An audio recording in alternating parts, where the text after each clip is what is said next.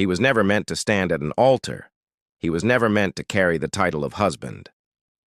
The year was 1911, buried deep within the Appalachian ridges where the trees leaned heavy and the law never truly reached. His name was Claron Witford, and long before he could read, his fate had already been traded away.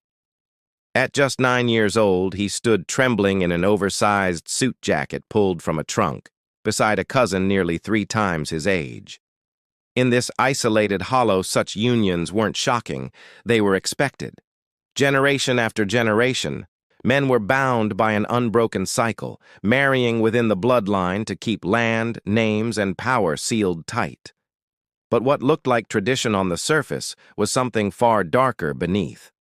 Claron wasn't just stepping into marriage, he was stepping into a closed loop of secrets, silence, and the kind of hunger that had haunted these mountains for decades. Before we dive deeper, take a second to like this video, subscribe to the channel, and share it with a friend who loves chilling true stories. Trust me, you'll want to stay until the very end. The year was 1911, deep in the backwoods of Appalachia, where mountains swallowed the horizon and silence carried secrets. In that hollow, a boy named Claron Witford stood burdened with a fate older than himself. From his first steps, his destiny wasn't his own. Before his first birthday, his grandfather and uncle had already promised him. He was spoken for, traded like a tool, bound to a cousin decades older. At 9 years old, he stood in an oversized jacket pulled from a trunk, the cloth smelling of mildew and age. Across from him stood Elijah Whitford, 32 years old, his supposed husband-to-be. The preacher, another Whitford graying and stern, opened his Bible, the same one used for generations. No crowd of strangers watched, only cousins, uncles, and brothers, whose faces bore the same hollow features. Tradition was heavier than law here.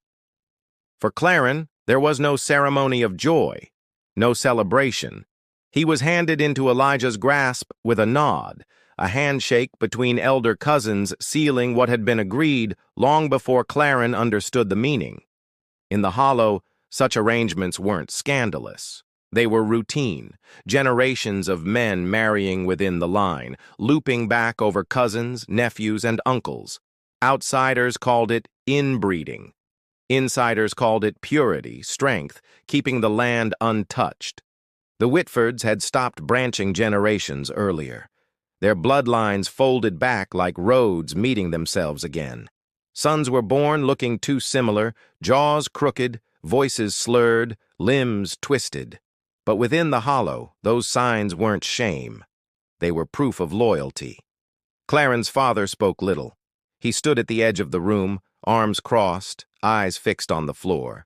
His silence wasn't disapproval. It was resignation. His son's path was already chosen. The hollow's men believed obedience was survival. To question an elder was to invite ruin. And so, when Elijah placed his hand on Claron's shoulder, the boy did not resist. He knew better. Resistance meant punishment.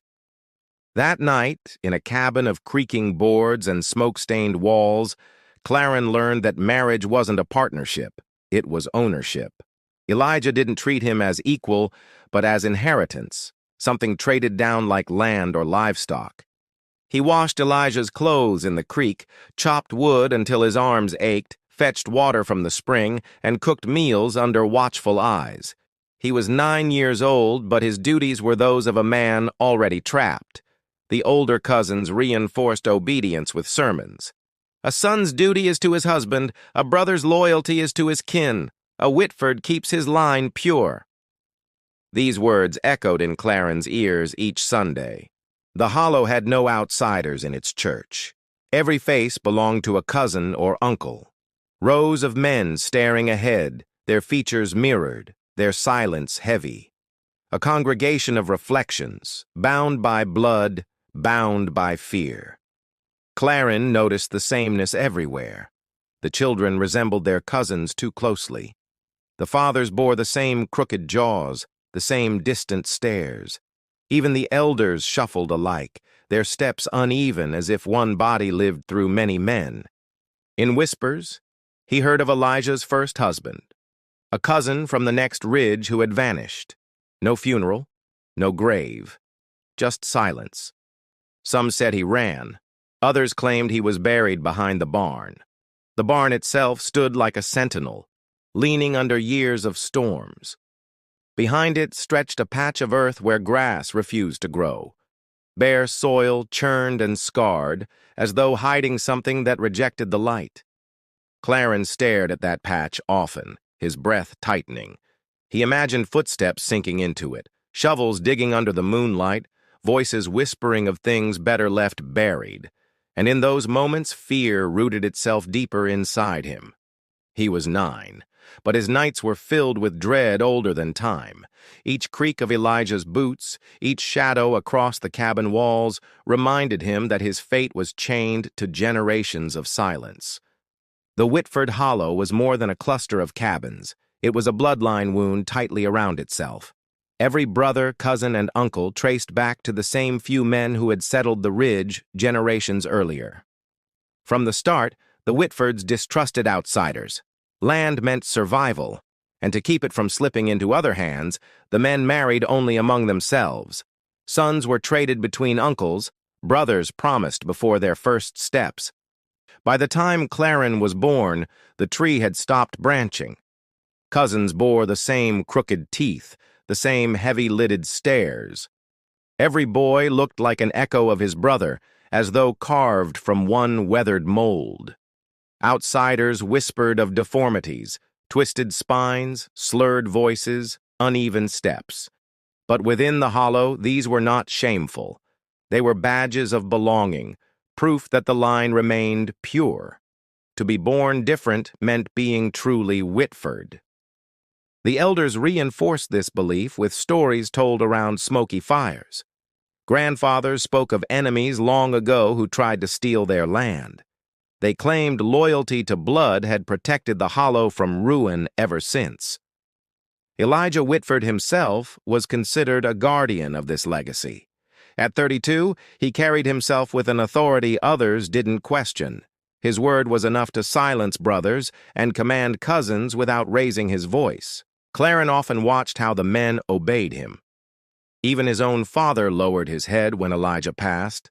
It was as though Elijah carried the hollow itself in his shadow, untouchable and feared. But this legacy came at a price. The men rarely traveled beyond their ridge. Few saw the world past the crooked dirt road. Sons grew into fathers, fathers into grandfathers, never leaving the valley's grip. The church, small and weathered, echoed the same message: obedience, purity, loyalty. Each sermon reminded the men that their duty was to kin, that the bloodline was God's will, and straying meant damnation. Claron listened, though he didn't yet understand. He saw boys his age sitting silently beside their fathers, already resigned to futures promised before them. Their eyes seemed older than their years, dulled by inevitability. In private, whispers floated about the dangers of such closeness. Uncles spoke softly about cousins born unable to walk straight, nephews who never spoke a word, brothers who struggled to recognize even their own kin. Yet still, the cycle continued. Each generation believed they were defending something sacred. To marry an outsider was betrayal. To question tradition was worse. Punishment wasn't written, but every boy knew it waited. Claron's nights were restless. He wondered if his life was just another link in this unbroken chain. Was he protecting the hollow, or was he condemned by it? That question haunted him endlessly. The bare patch of earth behind Elijah's barn only deepened the dread. The hollow carried not just tradition, but secrets. Men disappeared, stories were swallowed, and silence replaced truth. The legacy was written in shadows. Grandfathers often said, "A Whitford doesn't ask. A Whitford obeys." Those words wrapped around Claron like chains. He felt them pressing heavier with each passing day, every glance from Elijah reminding him of their weight. Some nights, he imagined escape. He thought of roads leading away, of voices not bound by blood. But the legacy was everywhere, etched in sermons, carved into stairs, stitched into every crooked smile of his cousins. And so Claron remained, a boy groom bound to a man decades older, shackled not just by marriage but by centuries of decisions made long before he was born. The legacy wasn't his choice. It was his prison. Long before Claron was given to Elijah, whispers haunted the hollow of another boy. A cousin who had once stood in the same shoes promised to Elijah and then vanished without a trace. The men rarely spoke of him. His name was avoided in sermons, omitted in family tales, yet fragments of his story clung to the ridges like fog. Every boy heard it eventually, though never openly. Claron first caught mention from his grandfather. The old man's eyes drifted toward the barn, his voice lowering as though the timbers themselves were listening. "You're not the first," he muttered, before falling silent. That single phrase grew roots in Claron's mind. Not the first. Another boy had stood where he now stood, had been claimed by Elijah's grasp, and had walked the same dirt road into silence. The hollow kept secrets well. Men vanished, and their absence folded neatly into routine. No questions asked, no graves marked. Only bare patches of earth, the grass refusing to grow, the soil unsettled beneath boots. Claron began piecing scraps of memory from older cousins. One recalled the missing boy as quiet, with a distant stare. Another said he had limped since birth. None agreed on how his story ended. Some claimed he ran into the forest one stormy night, disappearing beyond the ridge. Others whispered he never left Elijah's land at all, that the earth behind the barn swallowed him whole. The silence of the elders spoke louder than words. When Claron asked, uncles cleared their throats, eyes darted away, hands tightened around mugs of whiskey. Every gesture said the same: stop asking. But curiosity in a boy only sharpens when forbidden. Claron's eyes drifted to the barn each evening, watching shadows stretch across the patch of barren ground. He wondered if footsteps still lingered beneath the soil. Elijah's behavior added to the unease. He never spoke of his first groom, never mourned, never acknowledged the loss. It was as if the boy had been erased, replaced quickly by Claron himself.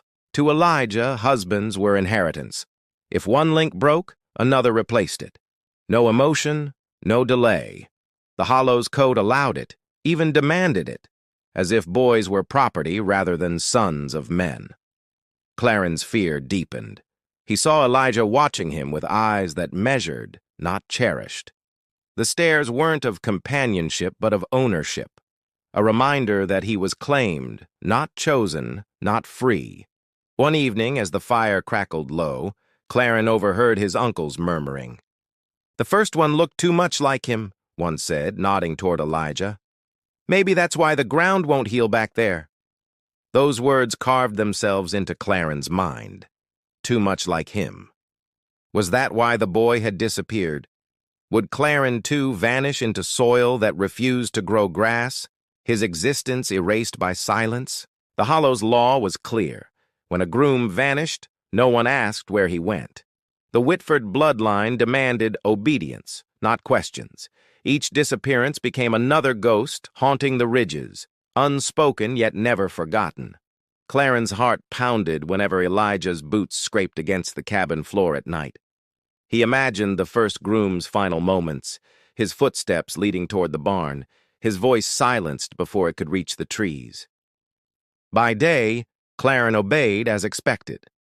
By night, dread grew heavier, whispering that his fate was not survival but repetition. The hollow didn't forgive. The hollow consumed, and Claron feared he was next. The hollow was ruled not by written law, but by codes passed from grandfather to father, from uncle to nephew, whispered in smoky cabins and etched into the lives of every Whitford son. These rules were older than memory. No man spoke of their creation, yet all abided by them. To break one was to betray the hollow itself, and betrayal never went unanswered by the elders. The first rule was obedience. Sons obeyed fathers, younger brothers obeyed elder brothers, cousins obeyed uncles. Authority flowed downward like water in the ridges, crushing those beneath it, leaving no boy with freedom of choice. The second rule was silence. Secrets were never questioned, never spoken aloud. If a cousin vanished, his name dissolved into air. If earth behind a barn refused grass, no man asked why. The third rule was loyalty to blood. Outsiders were forbidden. Marriages bound cousins together, nephews promised to uncles, brothers trading sons across cabins. Blood was currency, and to dilute it was unforgivable. Claron heard these rules preached each Sunday. The preacher, an aged Whitford with a crooked spine, stood in the church of pine boards and iron nails, repeating words the men already knew. Obedience, silence, loyalty. Every face in that room was a reflection of kin. Sons sat beside fathers, uncles with nephews, cousins shoulder to shoulder. Not a stranger among them. A congregation built of mirrors, bound by the same code. Claron felt the weight of these rules even in his smallest acts. When Elijah demanded wood for the fire, he obeyed. When his father ordered silence, he bit back questions that burned his tongue. The punishment for disobedience wasn't always spoken. A boy who asked too much would vanish from gatherings, his name never heard again. The hollow erased him not through death alone, but through collective forgetting. Uncles often reminded their sons, "A Whitford doesn't wander, a Whitford doesn't ask, a Whitford endures." These sayings carried more force than law. They defined manhood in the hollow as much as strength or bloodline. Claron realized the rules weren't simply guidelines, they were cages. Invisible bars built by generations, surrounding every boy. The hollows were prisons without walls, guarded by silence, guarded by fear, guarded by blood. The silence was worst of all. It twisted around Claron's thoughts, choking his voice. He wanted to ask about the first groom, about the bare earth, about why his life felt borrowed. But his father's stare, Elijah's shadow, his uncle's whispers, each reminded him. Questions were forbidden. The rules were clear. To question was to vanish, and to vanish meant becoming another unmarked story buried beneath soil. At gatherings, the rules played out like ritual. Cousins bowed their heads, fathers commanded with a glance, uncles measured every word. No laughter carried in the hollow, only obedience passed like inheritance. Even games among boys reflected the code. Older cousins forced younger ones into mock obedience, reenacting marriages and sermons, treating rules as play until play became life. The lessons began early and ended never. The Hollow's rules weren't written in books or nailed on doors. They lived in the silence, in the glances, in the way every man carried himself, as though watched by the ghosts of ancestors. And for Claron, each rule pressed harder against his chest. He understood that survival meant obeying, but inside him grew a dangerous thought. Rules made by men could be broken by men. The barn loomed like a sentinel at the edge of Elijah's land, its timbers leaning, boards warped with age. To most cousins, it was just another outbuilding. To Claron, it was something far darker. Behind the barn stretched a patch of soil where grass refused to grow. No matter the season, the earth remained barren. The other boys whispered about it, but none dared approach too closely. The Hollow's elders dismissed questions with silence. "Tend your chores," his father would mutter whenever Claron's eyes lingered too long on the ground. But silence only deepened suspicion, fueling imagination with darker possibilities. One stormy night, Claron spotted Elijah walking toward the barn with a lantern. The wind rattled shingles, rain hammered the tin roof, yet Elijah moved with purpose, shovel glinting faintly in his grip. Claron crept closer, keeping to shadows. Through a gap in the planks, he saw Elijah set the lantern down, then dig. Each scrape of metal against earth felt heavier than thunder rolling overhead.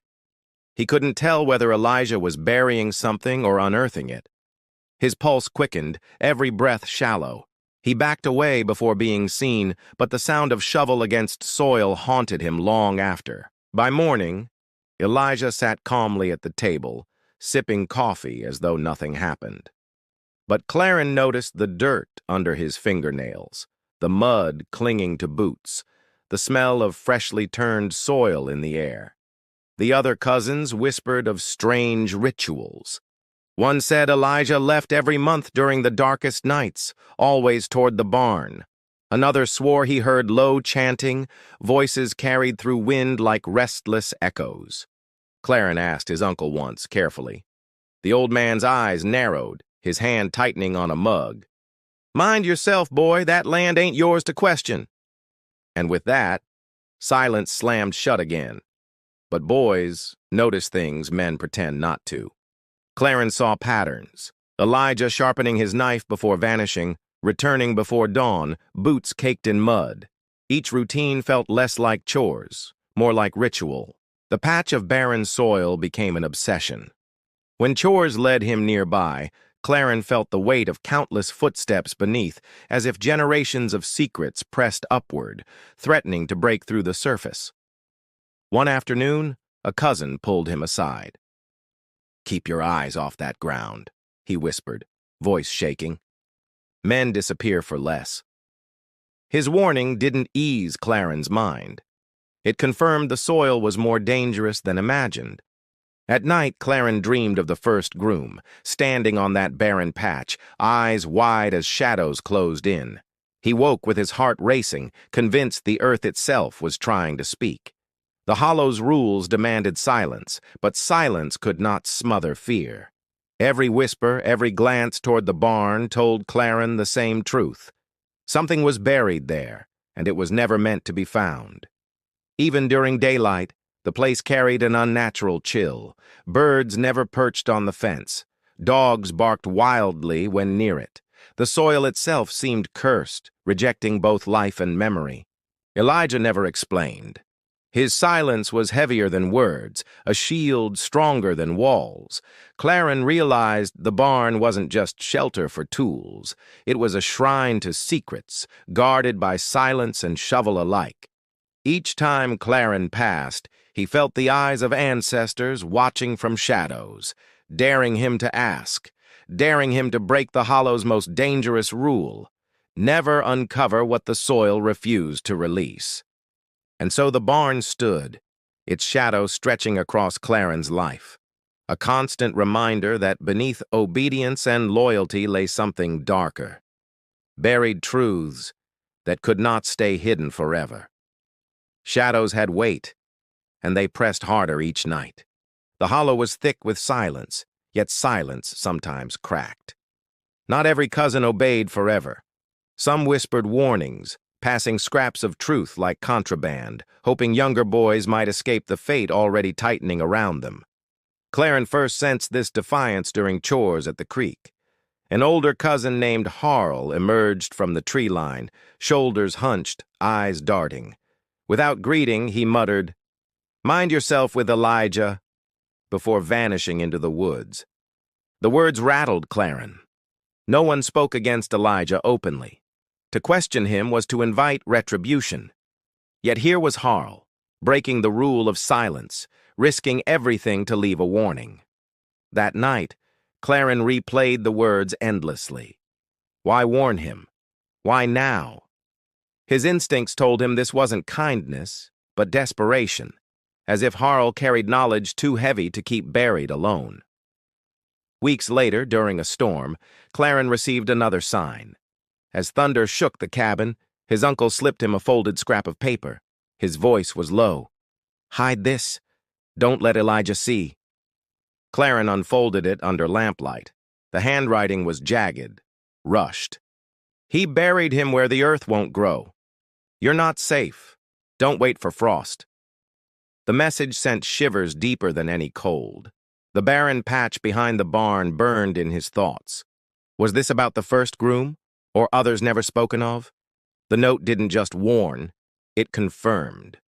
The ground itself held more than secrets. Claron's fear sharpened into vigilance. He studied Elijah's patterns, sharpening knives at dusk, pacing the porch, leaving during moonless nights. Each action fit the warnings, like pieces of a puzzle long denied. His brothers noticed his tension. "You've been quiet," one muttered. Claron wanted to share the note, but silence gripped him. Trusting the wrong cousin could mean vanishing into the very soil he feared.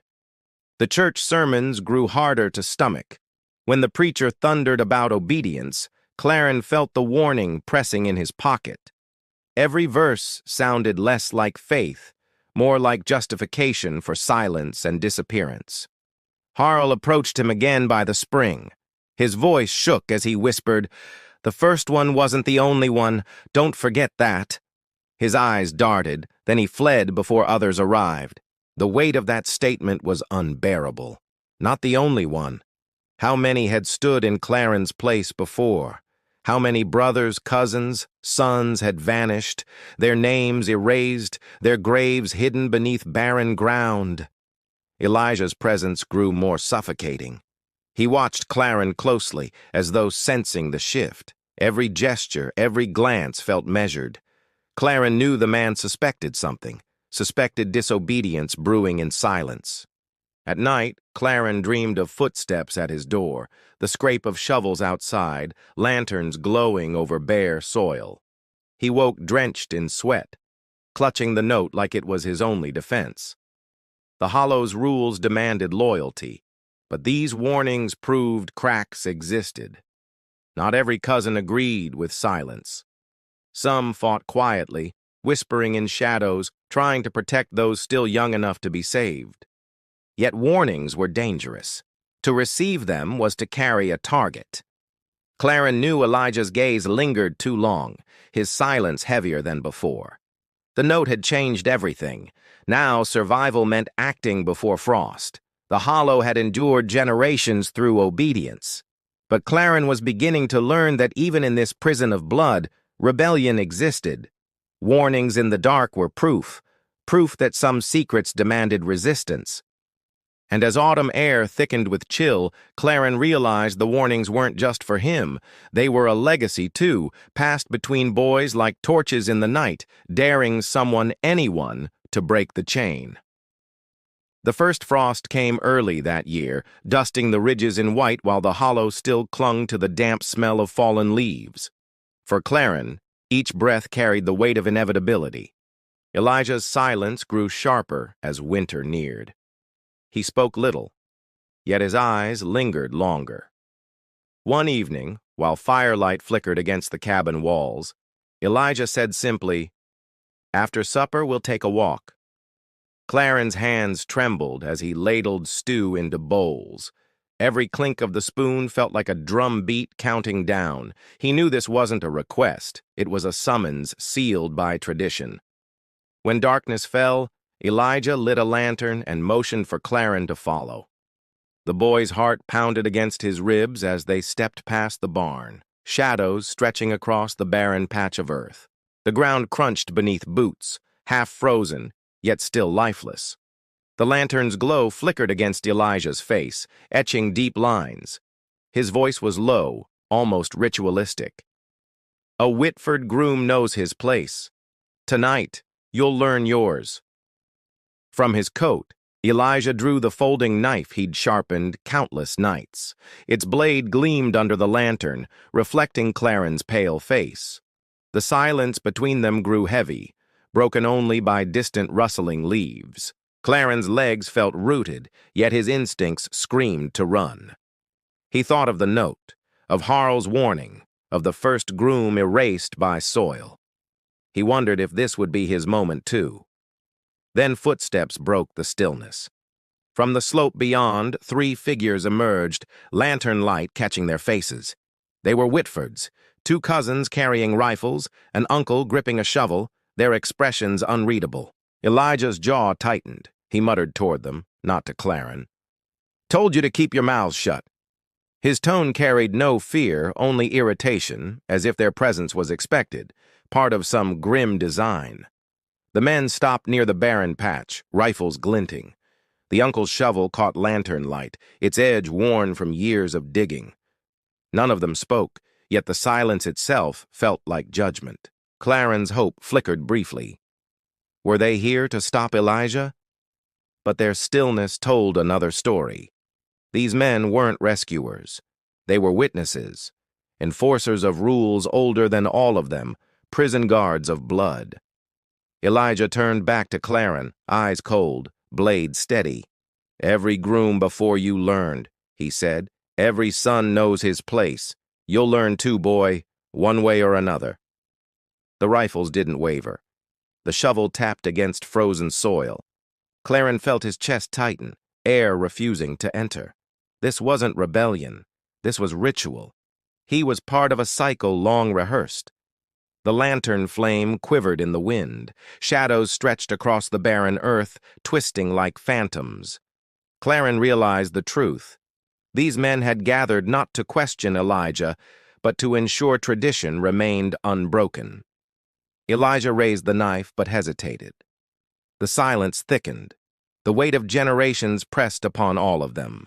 The barn loomed, the soil waited, and Claron's breath came in short, frantic bursts. In that moment, he saw clearly. The hollow wasn't a family, it was a machine. Each cousin, each uncle, each grandfather, a cog turning endlessly, grinding boys into obedience, burying resistance beneath frost. Whether he survived that night or not, Claron understood one thing. The last walk wasn't his alone. It belonged to every Witford before him, every groom erased, every son swallowed by soil. The lantern hissed, the rifles gleamed, and the shovel stood ready. And as the frost hardened the earth beneath his feet, Claron realized the hollow never forgave, and the last walk was never truly his to choose. The frost lingered long after that night, clinging to the ridges like a second skin. In the hollow, life returned to routine, yet Claron felt forever changed. Shadows followed him wherever he walked. No man spoke of what happened by the barn. Not Elijah, not the cousins with rifles, not the uncle with the shovel. Silence was its own language, spoken fluently by every Witford present. But silence didn't erase memory. Each step Claron took past that barren patch of ground pressed the truth deeper into him. The hollow had consumed others before him, and it would consume more. Around the fire, elders spoke as they always had, of loyalty, purity, obedience. Their words echoed with the same conviction, yet Claron now heard what lay beneath. Fear masquerading as tradition, silence disguised as strength. The boys of the hollow, his brothers and cousins, watched him differently. They saw in his eyes something they didn't dare name, the knowledge that rules could bend even if consequences were grave. Claron never spoke of the note he'd received, nor of Harl's whispered warnings. But he carried them like scripture, proof that not every man bowed willingly, proof that even silence could hide defiance. Elijah carried on unchanged, his presence heavy as always, yet Claron sensed something different in his gait, a tension in his jaw. Perhaps even Elijah knew the cycle was fraying, the silence trembling. The barren earth remained bare, refusing grass as if soil itself remembered. Each season passed, yet nothing grew there. Men avoided it, eyes shifting away as though the ground accused them with every glance. Claron often wondered if the first groom's footsteps still lingered beneath, or if the weight of countless shovels had erased them. Either way, the hollow had written its history into the soil. Generations later, men still spoke of the Witfords in hushed tones. Outsiders passing through the mountains told of crooked-eyed cousins, slurred voices, strange deformities, and a valley that seemed to resist strangers altogether. But the hollow never needed outsiders to define it. Its strength and its curse was self-contained. Fathers passed rules to sons, uncles pressed obedience on nephews, and silence smothered every question before it reached the air. Claron grew older, but the memory of that night never left him. The rifles, the knife, the shovel, the frost, they replayed endlessly, a reminder that survival was never freedom, only endurance. When his sons were born, he held them close. He knew the Hollow already had plans for them, whispered promises sealed before their first words. The chain had not broken. It never did. Yet deep within, Claron carried a spark, faint but stubborn. He knew the warnings he'd received were part of something larger. Resistance, even whispered, meant the Hollow wasn't as unbreakable as it seemed. Still, the Hollow endured. Each generation bound to the same soil, the same silence. Each boy groomed into manhood under shadow, his choices stolen, his fate dictated long before his first breath. The mountains themselves seemed complicit, walls of stone that kept the Whitfords contained. To leave was betrayal, to stay was survival. And so sons became fathers, fathers became grandfathers, and the cycle continued. Claron understood then what the Hollow truly was. Not a place, but a memory that clung to blood. The Whitfords could bury grooms, but they could never bury the truth. The Hollow remembered, always. And long after names faded, after cabins rotted and barns collapsed, the barren patch of earth remained. Grass still refused to grow, shadows still lingered, and silence still carried the weight of everything the Hollow refused to forget. In the end, such stories remind us that when families cross the natural limits of relationships, it leads only to pain, suffering, and broken generations. Every human being is honored with dignity, and protecting that dignity means respecting the boundaries set for us. From this we learn. When we protect family ties in the right way, society stays healthy, pure, and strong. Let us take this as a reminder, not to repeat the mistakes of the past, but to walk with wisdom and care for the future.